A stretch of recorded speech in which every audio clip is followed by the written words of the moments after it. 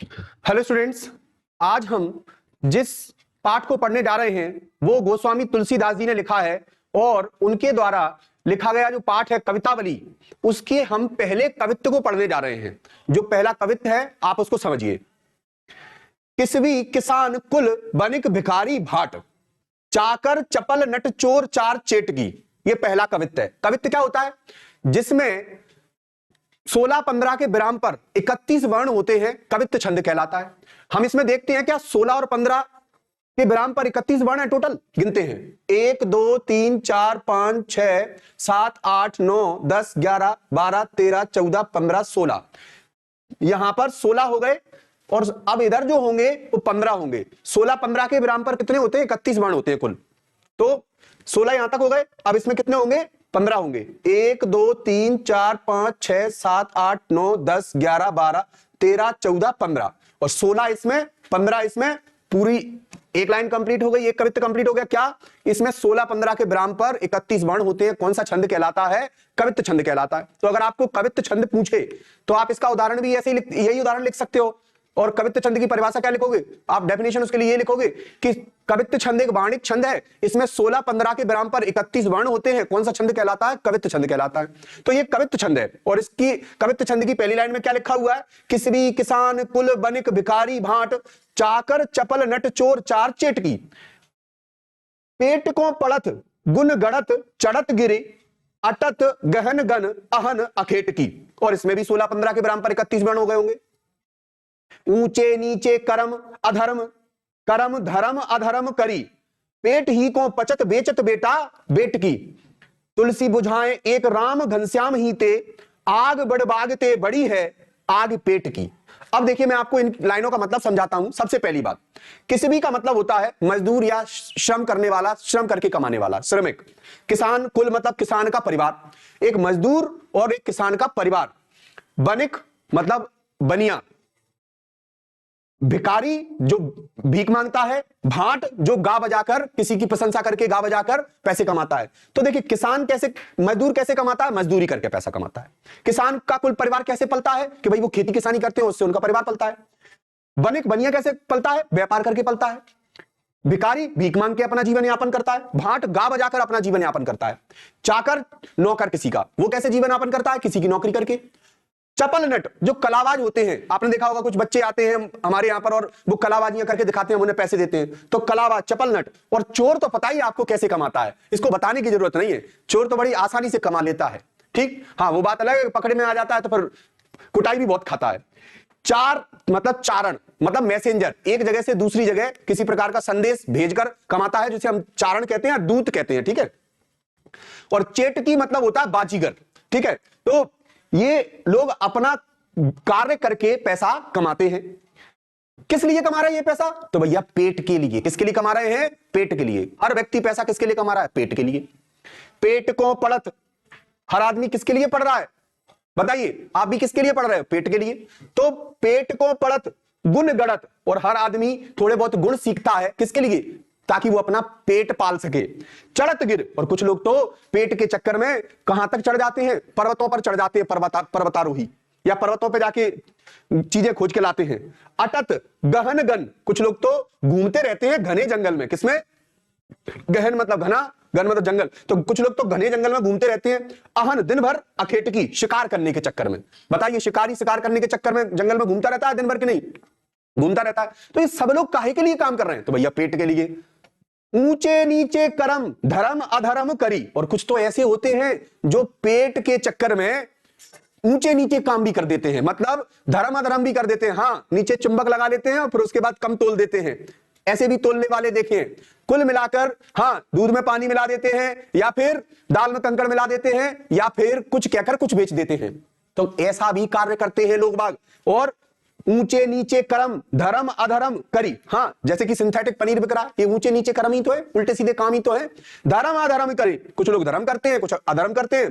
पेट ही को पचत, और ये सारा का सारा पैसा कौन पचा जाता है? आदमी चाहे कैसे ही कमा के लाए, चोरी करके लाए, या फिर मेहनत करके लाए, या फिर बेईमानी करके लाए, लूट के लाए, उस पूरा का पूरा पैसा कहां चला जाता है? पेट में चला जाता है। क्यों भाई? पेट में इतना सारा पैसा समा जाता है, मतलब इतनी सारी चीजें समा जाती हैं। तो पेट ही को पचत, बेचत बेटा बेट की। और कहीं कई जगह तो ऐसी है जहां पर अपने बच्चों तक को बेच दिया जाता है। किसकी खातिर? पैसे की खातिर। फिर तो ये लोग अपने पेट की खातिर ऐसे ऐसे काम कर रहे हैं, और ये लोग अपने अपने व्यापार, अपने अपने कार्य को करके पैसा कमा रहे हैं। और मैं आपको बताऊं, तुलसीदास जी ने कहा है, क्या कहा है? कि तुलसी बुझाएं एक राम घनश्याम ही थे। कि भाई राम घनश्याम ही हैं इस संसार में, प्रभु श्री राम ही हैं जो क्या कर सकते हैं? आपके पेट की आग को बुझा सकते हैं। मतलब आपको जो अपनी कृपा रूपी वर्षा आपके ऊपर कर सकते हैं। और आग बड़े बागते बड़ी है आग पेट की। क्यों? क्योंकि पेट की आग समुद्र की, बड़े बागते मतलब समुद्र, पेट की आग समुद्र की आग से भी बड़ी है। और इस आग को बुझाने वाला कोई पैदा नहीं हुआ, भगवान श्री राम ही इस आग को बुझा सकते हैं, अगर उनकी कृपा रूपी बादल की वर्षा हमारे ऊपर हो जाए तो इस कवित्व में तुलसीदास जी ने बताया है कि विभिन्न प्रकार के लोग किस प्रकार पैसा कमाते हैं और वो क्या क्या कार्य करते हैं, और तब वो पूरा का पूरा पैसा उनके पेट में ही समा जाता है। मतलब पेट की खातिर हर आदमी जीविका कमाने के लिए निकला हुआ है, और उस पेट की जो तृष्णा है उसको कोई नहीं बुझा सकता। उसको बुझाने वाला केवल एक ही है, वो है प्रभु श्री राम। तो बोलो जय श्री राम। अब अगला कवित्व देखिए इसका। खेती न किसान को, किसान के लिए क्या नहीं है? खेती नहीं है। भिखारी को ना भीख बल, और भिखारी के लिए क्या नहीं है? भीख नहीं है। बल, बल मतलब भी दान दक्षिणा होती है, ना तो भीख है ना दान दक्षिणा है। बनिक को ना बनिज, बनिक को ना बनिज, और बनिया के लिए क्या नहीं है? व्यापार नहीं है। हैं? क्या हो रहा है? ये बुरी स्थिति आ गई क्या? हाँ, न चाकर को चाकरी, और ना ही चाकर के लिए क्या है? चाकरी है। जीविका विहीन लोग, और अब तो लोग कैसे हो गए हैं? जीविका विहीन हो गए हैं, अपनी रोजी रोटी भी नहीं कमा पा रहे हैं। लोग सिद्धमान सोच, बस बस हर आदमी कष्ट में है और यही सोच रहा है। क्या सोच रहा है? कि इस कष्ट से कौन दूर कराएगा, इस कष्ट से हमें कौन तारेगा। कहें एक एक अंशों, और एक दूसरे से कह रहे हैं, आपस में बातचीत कर रहे हैं कि ये कष्ट कैसे दूर होगा, कहां जाई का करी, और सब पूछ रहे हैं अब कहां जाई और का करी। मतलब समझ नहीं आ रहा। वेदों पुराण कही, और वेदों में और पुराणों में भी यही बात लिखी हुई है। कौन सी बात लिखी हुई है वेदों पुराणों में? लोक विलोकति, कि ये लोक नहीं, सभी लोग देखते हैं केवल किसकी ओर? ईश्वर की ओर। कौन से ईश्वर की ओर? तुलसीदास जी ने प्रभु श्री राम का वर्णन किया है, तो वो कहते हैं सांकरे सबे पे, संकट के समय में सब पे राम रावरे, मतलब राम आप कृपा करी, कि भगवान श्री राम ही कृपा करते हैं। संकट के समय में अगर किसी को तरना हो तो उसे तारने वाला तारनहार कौन है? कि प्रभु श्री राम है। दारिद, भाई ये पता है क्यों परेशान है? क्योंकि इन लोगों के पास जीविका नहीं है, हाहाकार मची हुई है, त्राही त्राही मची हुई है, और गरीबी रूपी दरिद्रता ने सबको घेर रखा है। तो सुनिए, दारिद दशानन दवाई दुनी, पूरी दुनिया को किसने जकड़ रखा है? कि गरीबी रूपी रावण ने पूरी दुनिया को जकड़ रखा है। दीन बंधु, दीन बंधु मतलब जो जनता पर, इस पूरी सृष्टि पर, प्राणी पर कृपा करने वाले हैं, जो सभी के बंधु हैं। दुरित दहन, पाप का क्या करने वाले हैं? दहन करने वाले। दुरित दहन, देख तुलसी हाहा करी, कि हे प्रभु श्री राम, तुलसी आपसे प्रार्थना करता है, मतलब यह आपका दास आपसे प्रार्थना करता है कि इस प्रकार का चारों तरफ दरिद्रता फैली हुई है, चारों तरफ इस प्रकार का पाप हाहाकार मची हुई है, सब लोग दुखी हैं, और इस से आप ही उबार सकते हो। इसलिए मैं आपसे प्रार्थना करता हूं कि हे प्रभु, हम लोगों को इस कष्ट से बाहर निकालो। तो प्रभु श्री राम से तुलसीदास जी प्रार्थना करते हुए कह रहे हैं। तो इस पूरे के पूरे कवित्व में तुलसीदास जी ने प्रभु श्री राम से प्रार्थना की है कि हमें ऐसी बुरी स्थिति से निकालो कि इतने सारे लोग कष्ट में पड़े हुए हैं। तो ये कवित्व खत्म हुआ। अब हम आगे जो सवैया है उसको पढ़ते हैं। अब हम सवैया पढ़ेंगे। जो सवैया इसमें दिया है उसकी लाइनें क्या हैं, सुनिए। तुलसीदास जी ने जो सवैया लिखा है हम उसको सीखते हैं। धूत कहो, तुलसीदास जी कहते हैं कि धूत कहो, अगर तुम्हें मुझसे धूत कहना है तो धूत कह लीजिए। धूत मतलब त्यागा हुआ, अगर तुम्हें मुझे त्यागा हुआ समझना है तो समझ लीजिए। अब दूत कहो, और तुम्हें सन्यासी कहना है मुझे तो सन्यासी कह लो। रजपूत कहो, और किसी को अगर राजपूत कहना है तो राजपूत कह लो, क्षत्रिय कह लो मुझसे। जुलाहा कहो को, और अगर किसी को जुलाहा मतलब बुनने वाला कहना है तो मुझे कपड़े बुनने वाला भी कह लो। क्यों?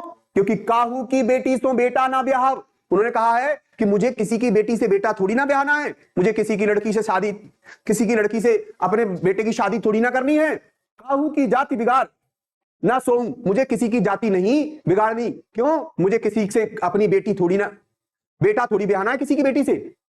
तुलसी सरनाम गुलाम है राम को। मैं ये जाति वाती के बंधन से बाहर हूं, मैं तो किसका गुलाम हूं? मेरी जाति क्या है कि मेरी जाति है राम का दास। तो तुलसी सरनाम, तुलसी का जो नाम है, सरनाम है, वो क्या सरनेम है? गुलाम है राम को, राम का गुलाम है। जाको रुचि सो कहे कछु ओऊ, मांग के खेबो मसीत को सोइबो। और मांग के खाना है, मस्जिद का सुना है, लेबे को एक न देबे को दो।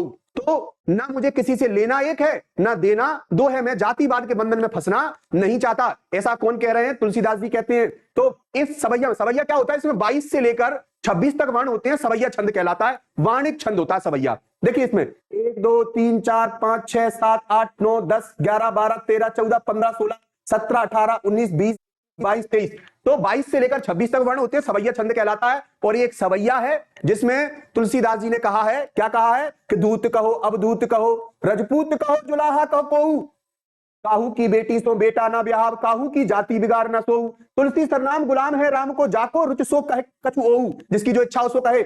मांग के खेबो मसीत को सोएबो, लेबे को एक न देबे को दो, ना मुझे किसी से लेना एक न देना दो।